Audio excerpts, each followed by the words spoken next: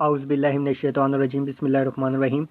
Welcome to honour sir PAF as a airman test preparation के course की video में आपको वेलकम करता हूं। इस वीडियो में इंशाल्लाह ताला आपके साथ मैं 21 जनवरी 2022 में आने वाले PAF as a airman test के तमाम सेंटर के इंपॉर्टेंट सवाल शेयर करने जा रहा हूं। इससे पहले भी मैं बहुत से एक्सपीरियंस आपके साथ शेयर कर चुका हूं जो कि तमाम सेंटर्स में बार बार रिपीट हो रहे हैं। उसके अलावा तमाम कंसेप्ट भी आपको क्लियर करवाएं। अगर वो वीडियोज़ नहीं आपने देखी तो उन वीडियोज़ को लाजमी देखें। और इसके अलावा हमारे ये कोर्स में मैंने फिजिक्स, मैथ और तमाम जो भी आपके सब्जेक्ट हैं उनकी तमाम की प्रिपरेशन करवा दी है, तो आप उन वीडियोज़ को देखकर अपने टेस्ट की तैयारी कर सकते हैं। तो चलिए बिना टाइम ज़ाया कराए कि ये वीडियो की तरफ चलते हैं, लेकिन उससे पहले अगर अभी तक आपने हमारे चैनल को सब्सक्राइब नहीं किया तो चैनल को सब्सक्राइब कर लें। अगर वीडियो पसंद है तो वीडियो को लाजमी लाइक कीजिएगा। तो चलिए चलते हैं अपने टॉपिक की तरफ।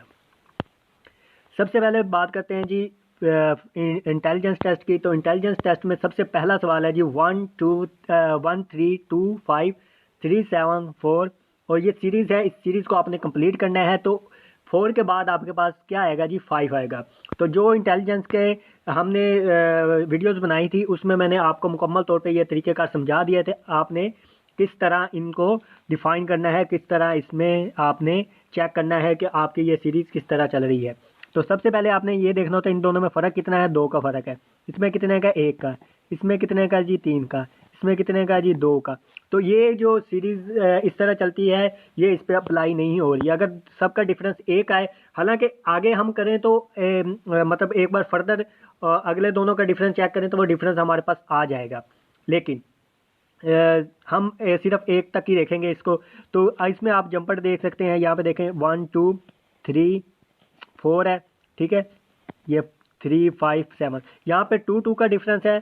3 के बाद 2 प्लस किए 5, 5 के बाद 2 जमा किए आपके पास 7 और 7 के बाद 2 जमा करेंगे तो 9 आ जाएगा, ठीक है। इसी तरह आपके पास 1 2 3 4 है, ठीक है। और फर्दर जो आगे आएगा वो 5 आएगा। तो आपके पास जो 9 और 5 है, यहाँ पे सिर्फ 5 लिखा हो तो साथ में आपका 9 भी आएगा, ठीक है। यहाँ पे अगर एक पूछा जाए तो आपका 9 आ जाएगा और दूसरा भी पूछा जाए तो 9 और 5 आएगा, ठीक है। तो 1 3 2 5 3 7 उसके बाद 4 और 9 आएगा, फिर 5 आएगा, ठीक है जी। नेक्स्ट है आपके पास 1 2 4 16 आगे आपने बताना जी। तो यहाँ पे आप देख सकते हैं इसका डबल किया है, 2 आ गया। 2 का डबल करेंगे तो आपके पास 4 आ जाएगा। 4 का डबल करेंगे 16, 16 का डबल करेंगे तो आपके पास 256 आंसर आ जाएगा, यानी इन सब को 2 से मल्टीप्लाई किया है। नेक्स्ट है आपके पास which one is different from the rest. तो इनमें से डिफरेंट कौन सा है। तो एक है आपके पास, यहाँ पे आप देख सकते हैं 242 है, उसके बाद 256 है, उसके बाद 235 है, उसके बाद 228 है। तो ये 4 नंबर हैं आपके पास। तो इनमें से आपने बताना है डिफरेंट कौन सा है। 242, 256 और जो 235 और उसके बाद 228 है। तो ये 4 नंबर में से आपके पास जो करेक्ट आंसर है वो 235 है, ठीक है जी। 235 वो किस तरह है जी, बाकी सारे जो हैं इवन नंबर हैं और 235 जो है वो आपका ऑड नंबर है, ठीक है जी। आई होप आपको क्लियर हो गया होगा। नेक्स्ट है आपके पास इंटेलिजेंस का क्वेश्चन है जी। आपके पास सवाल है जी 3 7 16 और 35, ठीक है जी। आपका 3 7 16 और 35 है। तो ये आपने किस तरह कंप्लीट, आगे आपने आपकी सीरीज चल रही है तो इस सीरीज को आपने किस तरह कंप्लीट करना है जी। तो 3 के बाद 7 किस तरह आता है, यानी 3 को 2 से मल्टीप्लाई किया और 1 प्लस किया।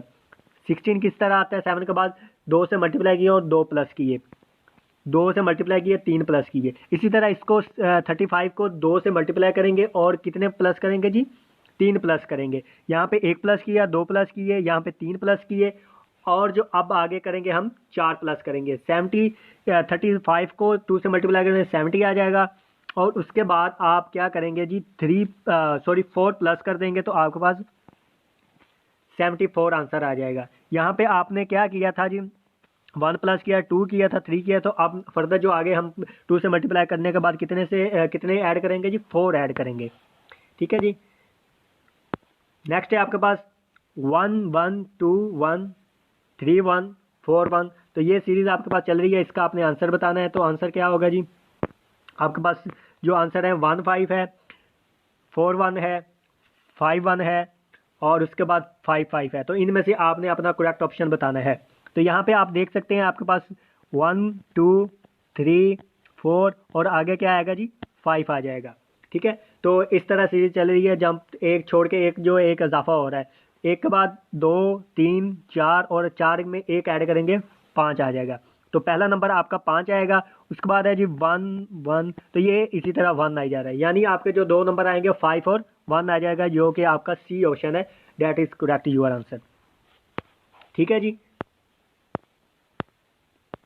आगे इंग्लिश के सवाल हैं जी। इंग्लिश का पहला सवाल है जी, this is the girl dash gave me car. तो ये लड़की है जिसने मुझे कार दी, तो यहाँ पे जो डैश है यहाँ पे क्या आएगा, who gave me a car, जिसने, तो जिसने, जिसकी इंग्लिश क्या होती है, हु होता है। This is the girl who gave me car. Next है आपके पास डैश फॉर अ शॉवर, तो यहाँ पे आपके पास क्या आएगा, गो फॉर अ शॉवर, नहाने के लिए जाओ। नेक्स्ट है आपके पास this is the reason dash his suicide, तो यहाँ पे आपने प्रेपोजिशन बतानी है, प्रेपोजिशन कौन सी लगेगी, this is the reason of his suicide, तो ये इसकी खुदकुशी का रीजन था या इसकी खुदकुशी की वजह थी। तो यहाँ पे आपके पास जो प्रेपोजिशन है वो आपके पास प्रेपोजिशन जो आएगी वो आपके पास ऑफ आएगी। ठीक है जी, नेक्स्ट है आपके पास इंग्लिश का सवाल है जी।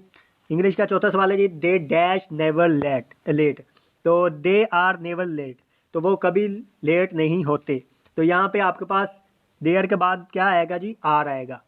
आपको पता है कि सिंगल चीज़ के साथ इसका इज लगता है, डबल चीज़ों के साथ आपके पास आर लगता है। ठीक है, और आई के साथ एम लगता है। तो इज आर एम के यूज़ में से ये आपका सेंटेंस लिया गया है, तो दे के साथ आपका आर लगेगा, आर का यूज़ होगा, तो R is your correct answer. Next है आपका इंटोनियम ऑफ ब्रीफ, तो ब्रीफ का मतलब होता है जी वाज़ेह करना, शॉर्ट। ठीक है, तो इंटोनियम इसका क्या होगा, उल्ट क्या होगा, जो इसका उल्ट होगा जी लॉन्ग। ठीक है जी, तो long is your correct answer. Next है आपके पास फिजिक्स के सवाल हैं जी। तो फिजिक्स का पहला सवाल है जी आपके पास, centre point of principal axis is called principal focus. तो जो प्रिंसिपल एक्सिस का सेंटर पॉइंट होता है, सेंटर पॉइंट होता है प्रिंसिपल एक्सिस का, वो क्या कहलाता है जी, प्रिंसिपल फोकस कहलाता है। ठीक है जी, नेक्स्ट आपके पास lens thin from centre is called, तो वो लेंस जो दरमियान में से पतला होता है, थिन होता है, तो वो क्या कहलाता है जी, कनकेव लेंस कहलाता है। तो लेंस कितने टाइप के होते हैं, दो टाइप के होते हैं। अगर इस तरह लेंस हो, ठीक है जी, दरमियान में से ये आप देख सकते हैं, दरमियान में से पतला है और साइड से मोटा है, तो ये आपके पास कनकेव लेंस होगा। और दूसरी साइड पे अगर आपके पास दरमियान में से मोटा और साइड से पतला लेंस हो, तो वो आपके पास कन्वेक्स लेंस कहलाता है। ठीक है जी, तो आपके पास कन्वेक्स लेंस कहलाता है। तो ये लेंस आपने याद रखने हैं। नेक्स्ट है आपके पास sir Isaac Newton gave gravitational law in year, तो सर इसाक न्यूटन ने ग्रेविटेशनल लॉ किस साल में दिया था, 1665 में दिया था। नेक्स्ट है आपके पास which current is get from AC generator, तो एसी जनरेटर से कौन सा करंट इस्तेमाल गेन किया जाता है।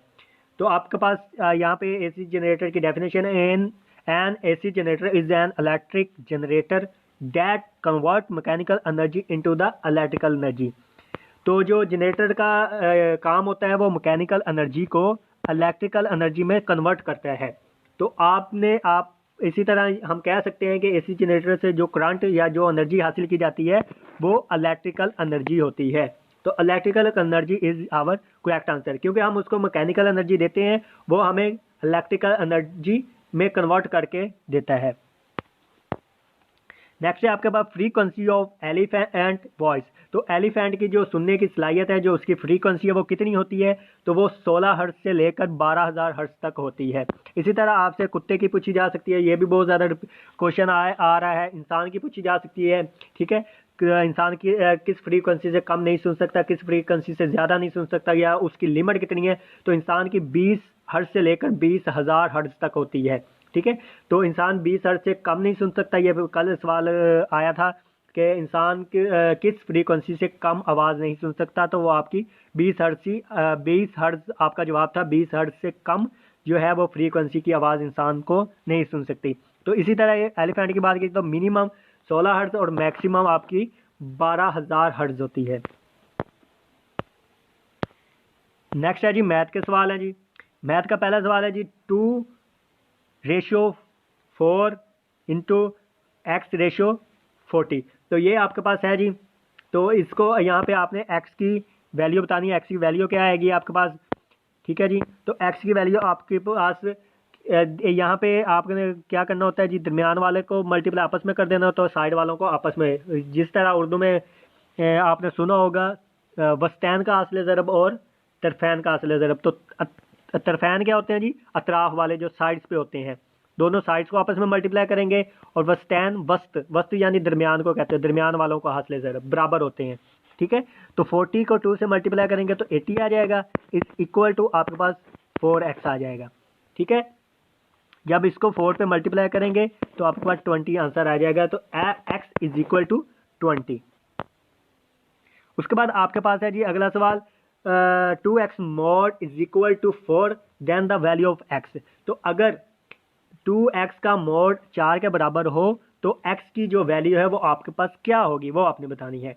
तो किस तरह करते हैं, जब आप मोड को ख़त्म करते हैं तो दूसरी साइड पे आपके पास प्लस और माइनस का इजाफा हो जाता है, प्लस और माइनस लग जाता है। तो इसी तरह इसको 2 करेंगे तो आपके पास क्या आ जाएगा, प्लस माइनस 2 आपका x बराबर प्लस माइनस 2 आपका आंसर आ जाएगा। x की वैल्यू क्या आएगी, +2 और -2, ठीक है जी। नेक्स्ट है आपके पास ए बी का ट्रांसपोर्ट, a मल्टीप्लाई b का ट्रांसपोर्ट किसके बराबर होता है। जब दो चीज़ें आपस में मल्टीप्लाई हो रही हैं और उनका जो है ट्रांसपोज लिया जाए तो वो ट्रांसपोज बराबर होता है b का ट्रांसपोज और a का ट्रांसपोज। तो अगले नंबर का पहले ट्रांसपोज लिया जाता है, फिर उसके बाद पहले नंबर का ट्रांसपोज लिया जाता है। यहाँ पे a b है तो b का ट्रांसपोज पहले लिया जाएगा, फिर उसके बाद a का ट्रांसपोज लिया जाएगा, ठीक है जी। तो ये भी आपने याद रखना है। अगला सवाल है जी आपके पास, इफ़ 828 किलोमीटर इन 19 लीटर। तो अगर कोई चीज़ 90 लीटर में 828 किलोमीटर करती है, then how many in 50 litre. तो 20 लीटर में वो कितना करेगी, ठीक है। तो 20 लीटर में 460 करेगी, ठीक है जी। तो 460 किलोमीटर जो है वो आपके पास 50 किलोमीटर में करेंगे, 50 लीटर में करेंगी। तो that is your correct answer. Next है आपके पास, if the value is added on both side of the equation then value is called. तो अगर एक वैल्यू को इक्वेशन में दोनों साइड पे ऐड किया जाए, दोनों साइड पे एक वैल्यू को जमा या प्लस या माइनस किया जाए, ठीक है। तो दोनों तरफ ऐड किया जाए, इजाफा किया जाए, सॉरी प्लस किया जाए दोनों साइड पे, तो वो वैल्यू क्या कहलाती है। तो उस वैल्यू को हम एब्सोल्यूट वैल्यू कहते हैं, ठीक है जी। एक इक्वेशन है आपके पास, आपने इस साइड पे भी उतना ही जमा किया और दूसरी साइड पे भी उतना जमा किया, तो उसको हम एब्सोल्यूट वैल्यू कहते हैं जी। तो ये थी आज की वीडियो। उम्मीद है आपको वीडियो पसंद आई होगा। अगर वीडियो पसंद आई तो वीडियो को लाइक कर दीजिएगा और मज़ीद वीडियोस के लिए चैनल को सब्सक्राइब कर लीजिएगा। मैं मांग रहा हूँ अगली वीडियो तक के लिए आपसे इजाज़त। तब तक के लिए अल्लाह निगहबान, खुदा हाफिज़, दुआ में याद रखिएगा। अस्सलामु अलैकुम वरहमतुल्लाहि वबरकातुहू।